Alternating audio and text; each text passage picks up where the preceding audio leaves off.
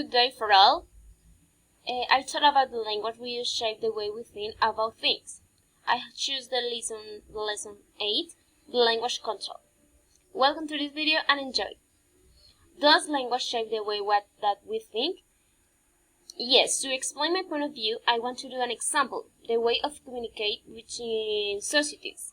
That is very different because if you go to a meeting of a lower state, if you use a more academic dialect, they will probably not understand you.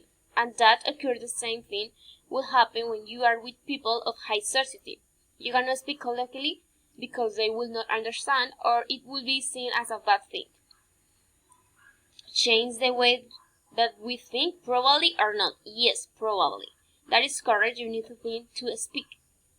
We need rules to speak in different places or with different kind of people, as I say in my example. Also, when we describe something using language, we are making many choices about the 35 particular words and the grammatical structure used to represent an event, as Benjamin Lidworth said.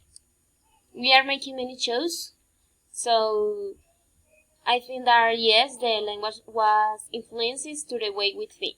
Thank you so much.